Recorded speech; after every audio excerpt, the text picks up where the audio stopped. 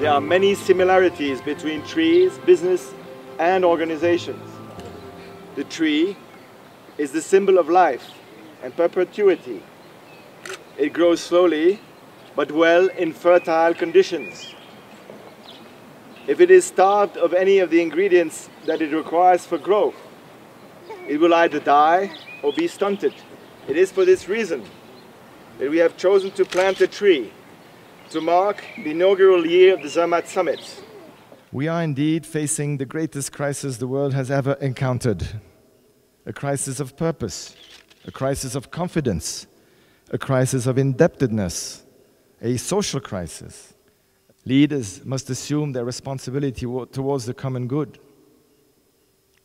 More and more regulations alone will not be sufficient.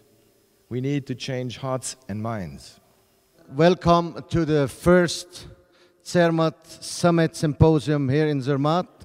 One of the most important things in resonance is that the music for us is not a name in itself. What is universal in everybody, and that is the silence. There is no music without silence. The music comes from the silence and go back to the silence.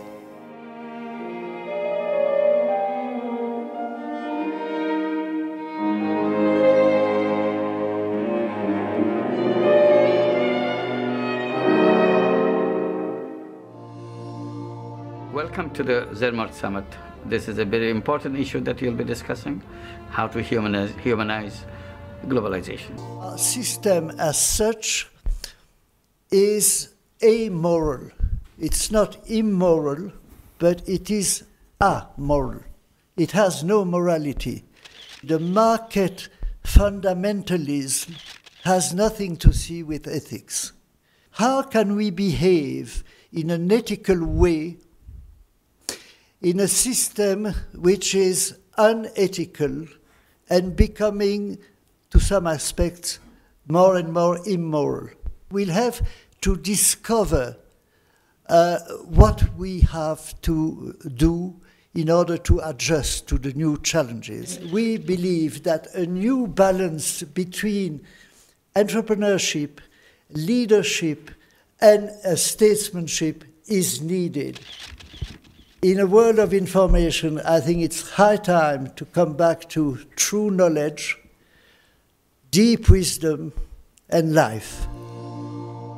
So sustainable development is not a marketing gag to help you sell more. It's not a gimmick in our capitalist society. It is a question of changing paradigm to change people's mindsets. I'd like people to say we were an economic success. I'd like that people will say of us that we have provided better well-being to people, a lot of awareness about nature, but perhaps we've also brought more love into society. I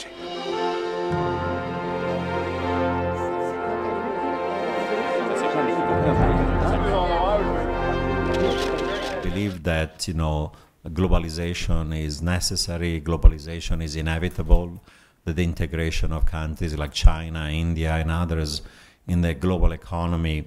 Financial crises are white swan events. They're not black swan random events. They're predictable and they're also preventable.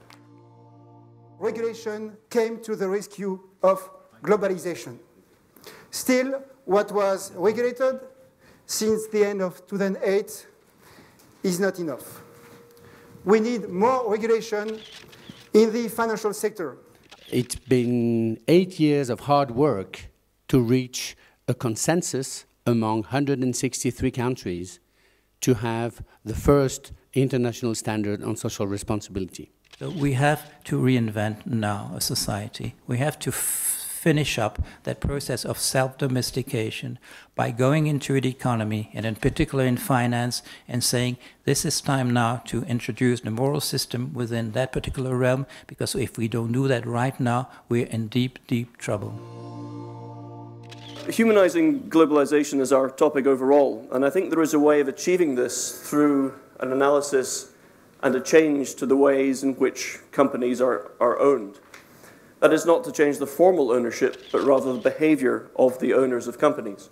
The consequences of continuation with this model, bringing everyone up to the sort of US benchmark, is our extinction by the end of this century. I'm responsible for an organization which supports social entrepreneurs, which is being done in 70 countries, 3 million entrepreneurs throughout the world, and there are 300 million people involved throughout the chain. Social entrepreneurship is a global phenomenon. As you can see, it is an old institution created by Jayash in 1938, and the idea from the very beginning was to put the economy at the service of man, and we've now been overtaken by history. But in 1938, it was something that was quite new, and it was visionary.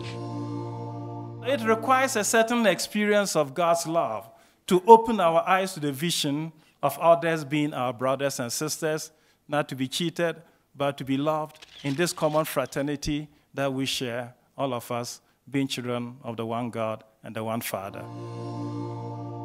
Because we felt that ethics was too much connected with religion, and this is wrong. I believe that ethics is needed for a corporate social responsibility to embrace a common good. The key point of individual behavior is exemplarity.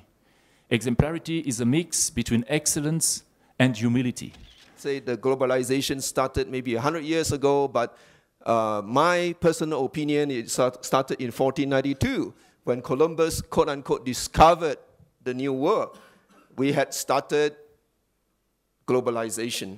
That the basic philosophers who found Western capitalism found that with the spirit that there were a limit to the greediness and the limit to an infinite accumulation, which was just the self-sentiment of pity and compassion to others. The important thing is this.